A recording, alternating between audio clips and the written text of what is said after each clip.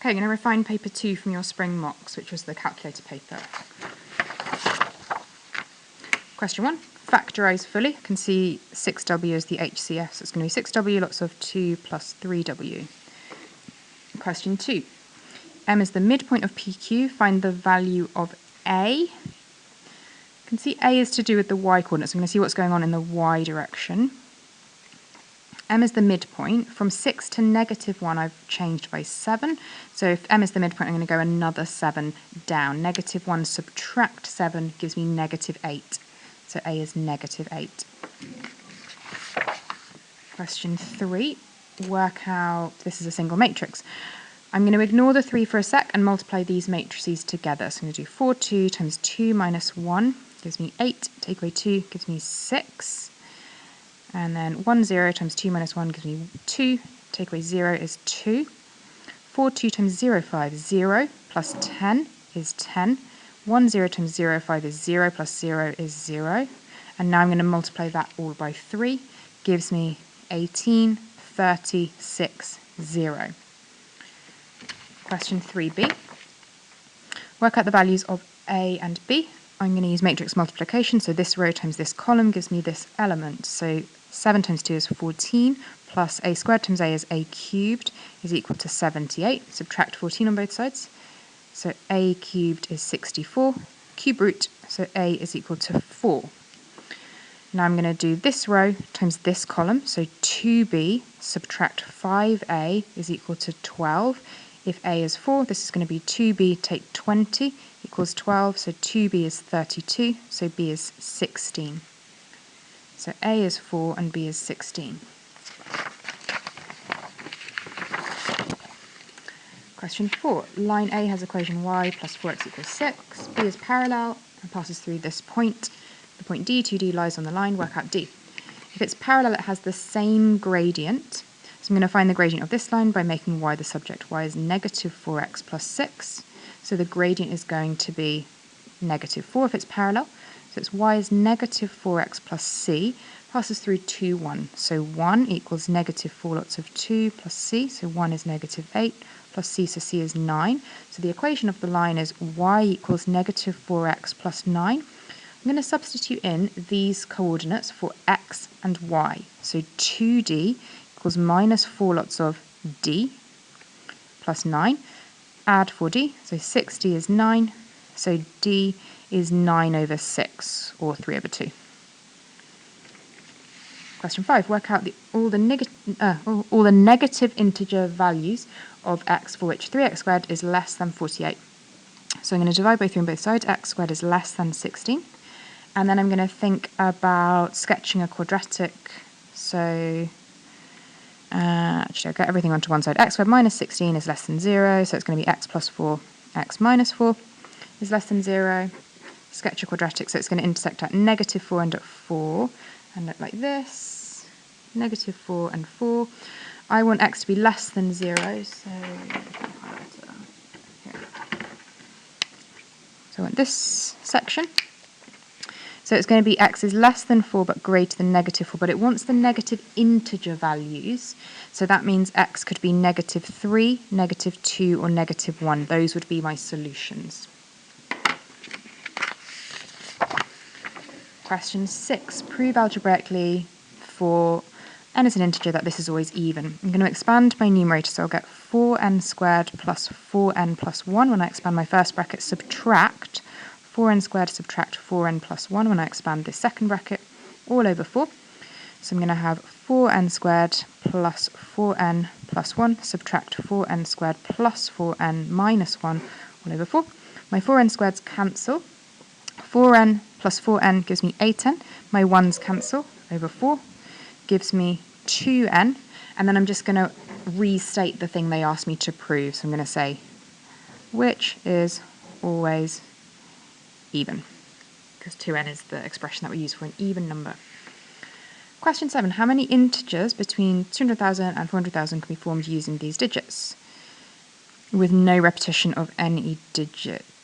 Okay, so I need a 6-digit number. So 1, 2, 3, 4, 5, 6.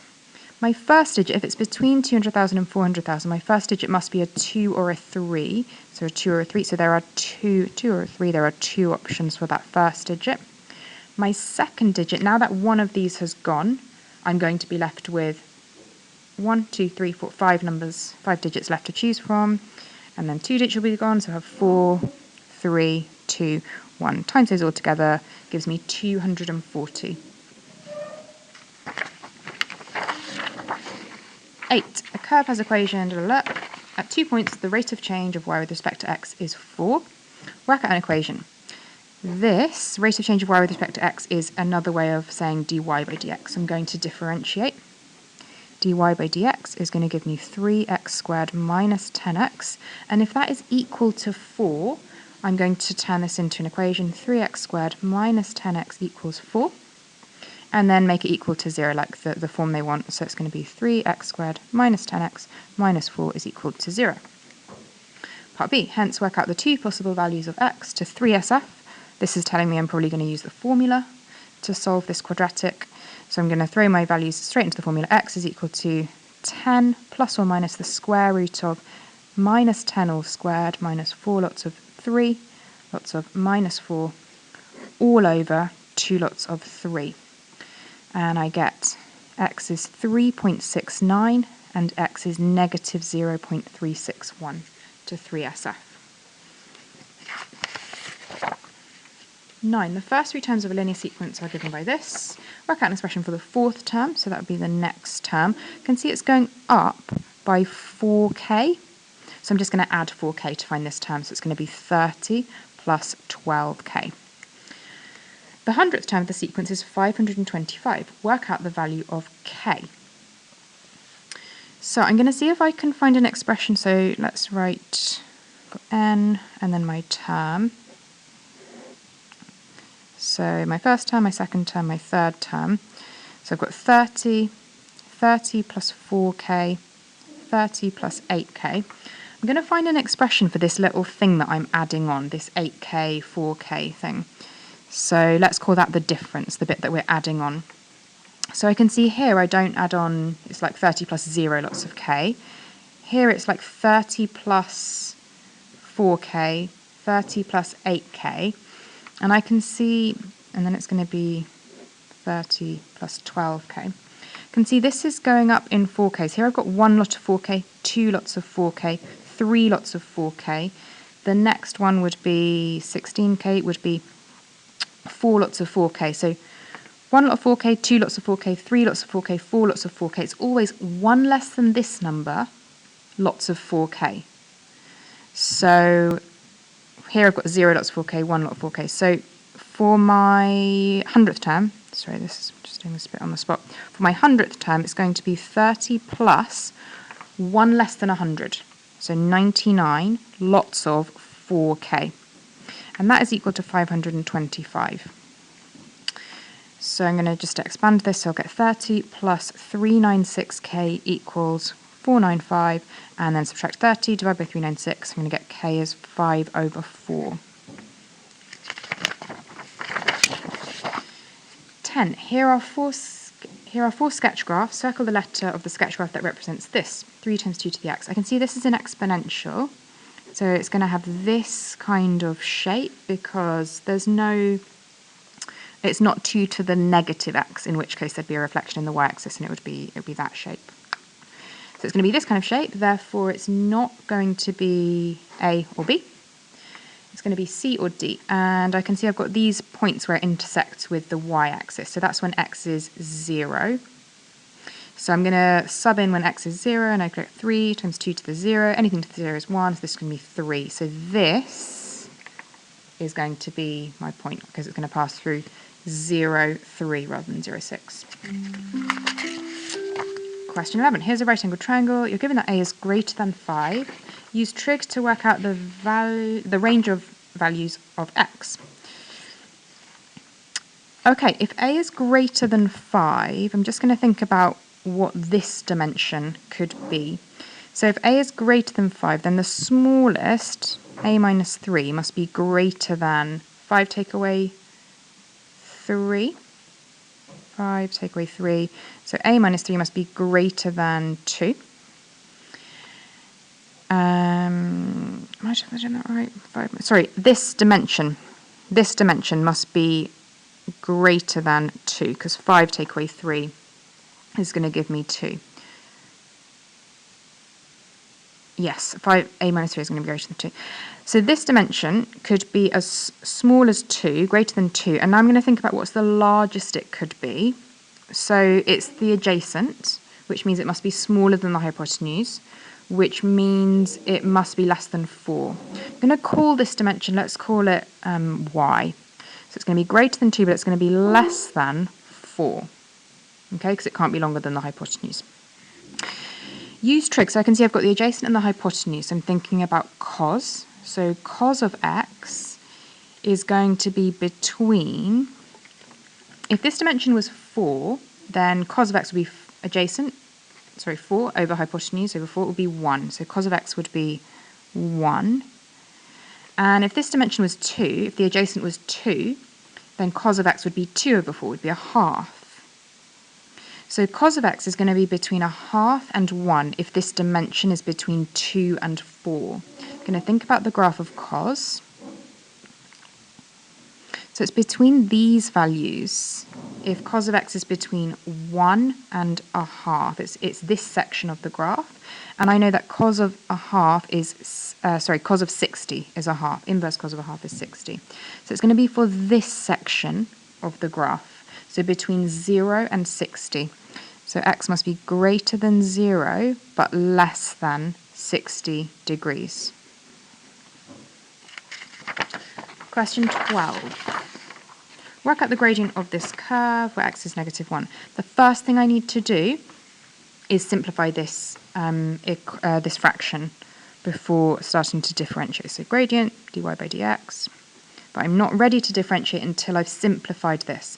So I'm going to write it as 12x cubed minus 8x plus 3. I'm going to write it as 3 separate fractions and then simplify each one and try and write them as powers of x like this. So 12x cubed over 4x squared is going to give me 3x minus this is going to give me 2x to the -1. 2 over x or 2x to the -1 plus 3/4 x to the -2. Now that I've got 3 separate terms, all as powers of x, I'm ready to differentiate. So dy by dx is 3 plus 2x to the -2 minus 6 over 4x to the -3. Just simplify my last term, minus 3 over 2x to the -3. And now I'm going to find out what is dy by dx when x is -1. So I'm going to substitute in -1 for my x values. So I'm going to have 3 plus 2 lots of -1 to the -2 minus 3 over 2 lots of -1 to the -3 gives me 3 plus, this is -1 to the negative is just 1, so plus 2. And then this is going to be negative, so plus 3 over 2. Let's see, that gives us 6.5. 6.5 or 13 over 2 or 6.5. 13. A and B are points on a circle. AB is the diameter. Just going to sketch that then.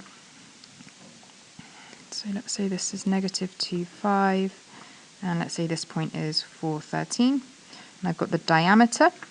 Work out the equation of the circle. If AB is the diameter, then the midpoint must be the center of the circle, which will help me get A and B. Those are the coordinates of the center of the circle. So it's going to be the midpoint of AB, which is halfway between -2 and 4 is 1.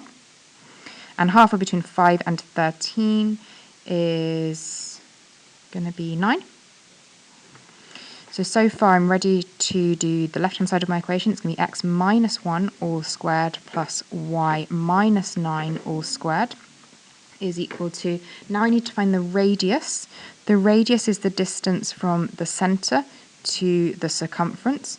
So I'm going to find this distance. So I've gone from 1 to 4, so this is 3, from 9 to 13, so this is 4, and the square root of 3 squared plus 4 squared is 5, so the radius is 5, so r squared is going to be 25. Question 14.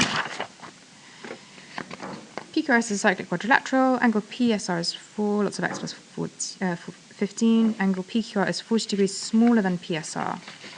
Work out the value of x. PQR, so that's this angle here, is 40 degrees smaller than this angle. So I'm going to expand this is going to give me 4x plus 60. So this angle, if it's 40 degrees smaller, must be 4x plus 20. And I know that opposite angles in a cyclic quadrilateral add to 180. So 4x plus 20 plus 4x plus 60 must equal 180.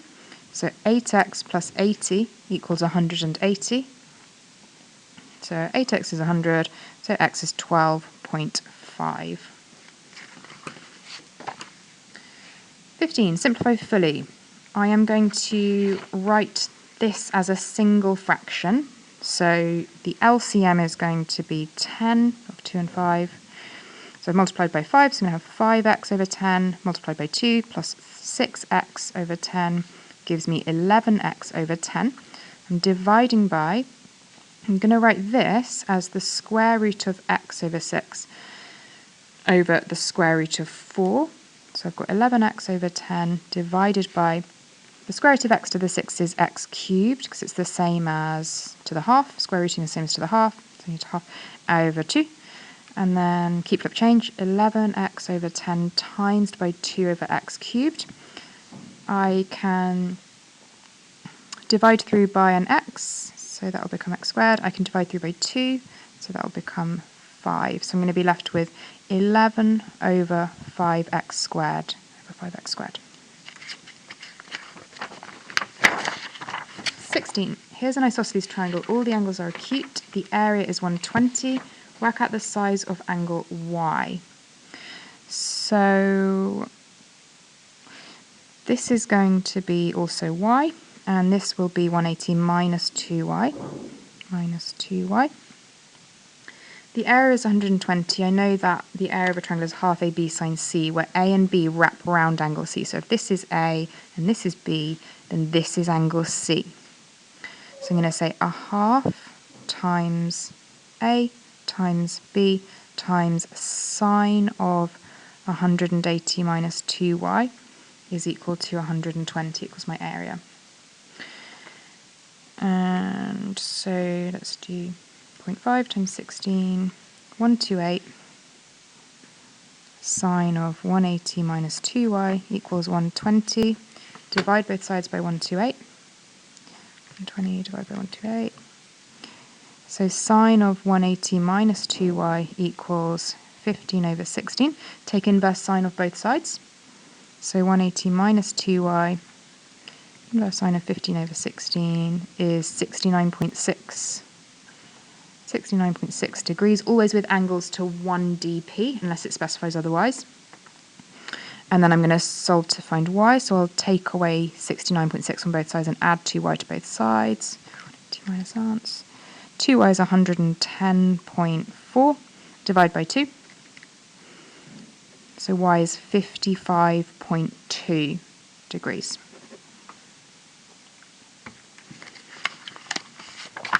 (17) Solve the simultaneous equations. Do not use trial and improvement. So I'm looking at these and I'm looking for a simple way to eliminate one of the variables. Let's call this equation 1, 2, 3. I can see that the coefficient of b is the same in equation 1 and 2. Therefore, I'm going to see if I can eliminate b from 1 and 2, and then eliminate b from either 1 and 3 or 2 and 3. So I'll start by eliminating b from 1 and 2. So I've got a plus 3b minus 2c equals 4, and 4a minus 3b plus 5c equals negative 5. Different sign, therefore if I add, that will eliminate b. So I'm going to end up with 5a plus 3c equals negative 1. Now I've got an equation with two unknowns. I'm going to see if I can get another equation with the same two unknowns, with A and C. So I am going to multiply equation 3 by 3. So I'm going to make this a 3b, and then I'll take equation 1. So I'll do equation 1 and equation 3. So I'm going to do equation 3 times by 3. Gives me 6a plus 3b plus 9c equals 27. Now I'll take equation 1. A plus 3b take away 2c equals 4. Same sign, so I'm going to subtract this time to eliminate b. 6a take a is 5a, these are going to cancel. 9c take away negative 2c is plus 11c equals 23. Now I'm ready. I've got two equations with the same two unknowns, so I'm going to write this equation down here. 5a plus 3c equals negative 1. Nice, I've got the same coefficient of a, so I don't need to do anything. I can go ahead and add or subtract. It's the same sign, so I'm going to subtract to eliminate the 5a.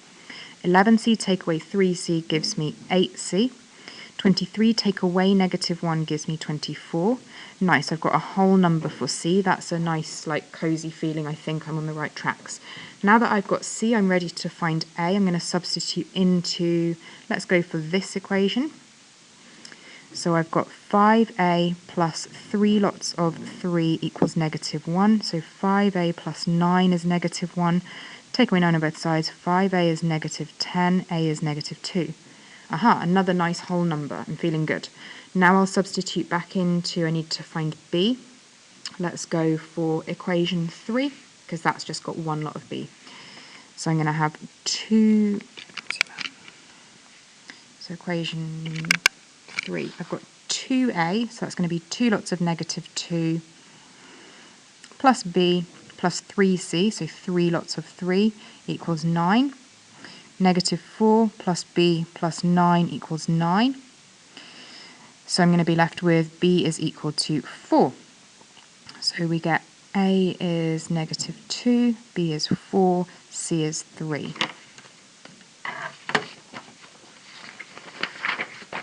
(18) A, B, C, D, F, G, H is a cuboid. AB is 40, 9, 20. P is on HG such that HP to PG is 3 to 7. I'm going to put that information on my diagram, 3 to 7. AP is 25. AP is 25. I'm going to put that information on. Work out the size of angle APC. So that's this angle. Let's call it X. Okay, I can see this is part of a triangle where I've got one side, and I think I might be able to work out the other two sides and use the cosine rule to find this angle. So let's see. I'm going to see if I can work out, let's start with this dimension, AC. I can see that it's part of a right-angled triangle that lies in the base of this cuboid. The shorter sides are 40 and 90, so I'm going to do the square root of 40 squared plus 9 squared gives me 41. So AC is 41. Now I'm going to see if I can work out PC. I've got this side is 20. I'm going to see if I can work out PG using this ratio. So this whole dimension is 40. I'm going to split it in the ratio 3 to 7. So 40 divided by 10 gives me 4, times by 3, this is going to be 12, times by 7, this is going to be 28. 4 times 7. So this dimension is 28. Now I can work out PC. I've got another right-angled triangle. The two shorter sides are 20 and 28. So PC is going to be the square root of 20 squared plus 28 squared. Gives me square root 20 squared plus 28 squared. 4 root 74, I'll keep it exact, put that on here, 4 root 74.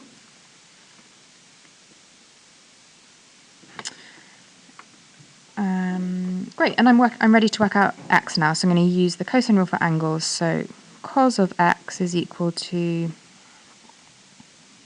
the two sides that form the angle squared added together, so 25 squared plus 4 root 74 all squared minus 41 squared, the one opposite, all over 2 times 25 times 4 root 74.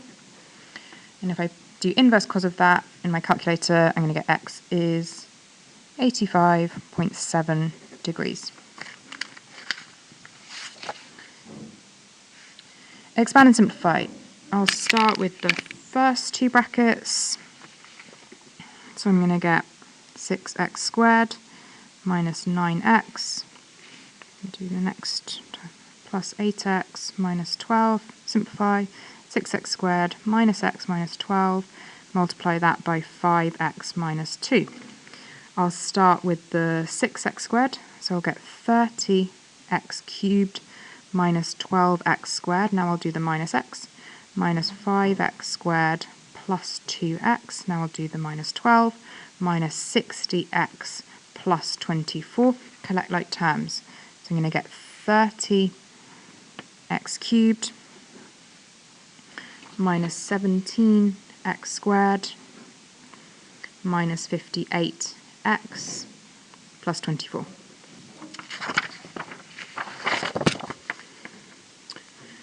F of x is this. Use factor theorem to show this is a factor. If this is a factor, then f of a half is going to equal 0. So I'm going to substitute f of a half. I'm going to substitute a half, into this. So I'll do 2 lots of a half cubed plus 11 lots of a half squared plus 12 lots of a half minus 9. I'm going to show one extra step. So I'm just going to expand these. So I'll get, this will become a quarter. I can use my calculator for all of this. Plus 11 over 4 plus 6 minus 9. And that's enough now to say if I add these all together, I will get 0. Show that f of x is equal to 0 has exactly 2 solutions. So I know that 2x minus 1 is a factor. I'm going to see if I can fully factorize. So I've got 2x minus 1. And then I'm thinking, what would this bracket need to be so that when I multiply it out, I get this thing. I get 2x cubed plus 11x squared plus 12x minus 9. So here I would need to have an x so that when I multiply out, I get a 2x cubed. At the end, I would need to have a plus 9, so that when I multiply out the minus 1 with the 9, I get a minus 9. And then in between, I'm going to focus on the x squared term. So I get a 2x squared term. I get a... Where do I get my x squared term from? Apologies, that should be an x squared to get me an x cubed.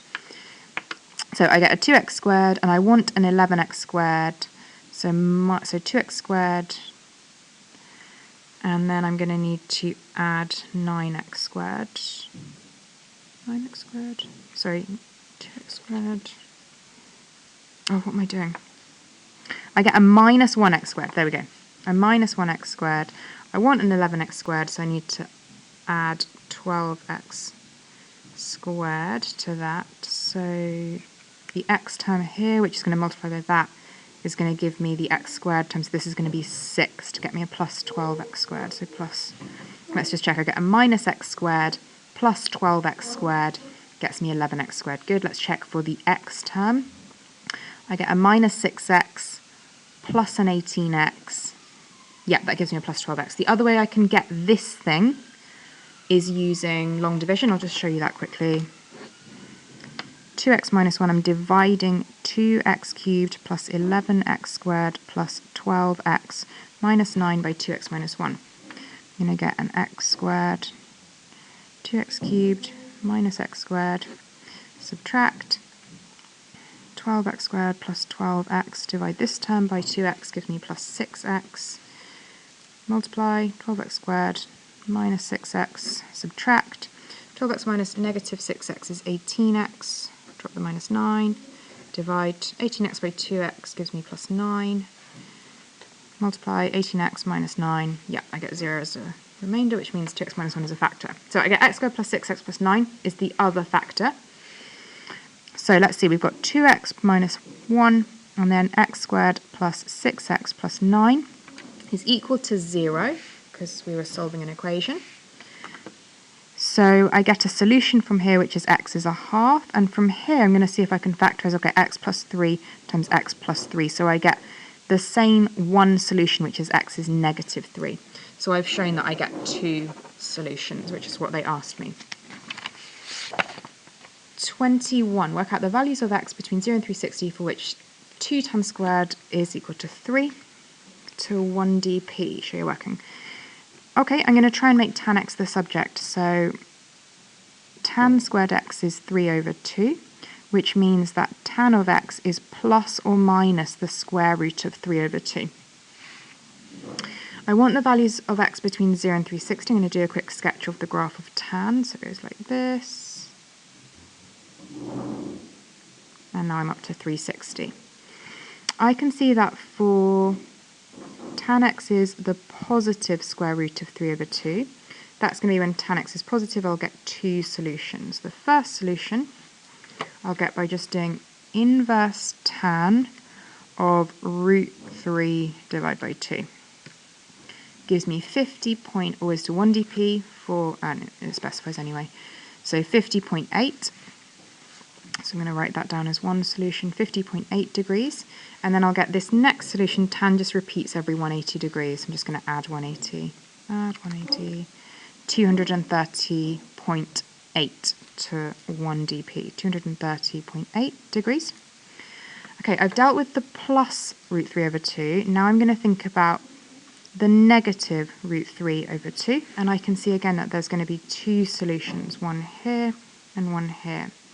So I'm going to do inverse tan of negative root 3 over 2. Gives me negative 50.7. I'm going to make a note of that. Negative 0.8. But that value is outside of my range. I want answers between 0 and 360. That's less than 0. So I'm just going to add 180 to get the next solution because tan just repeats every 180. And I get 129. That looks good for that solution there.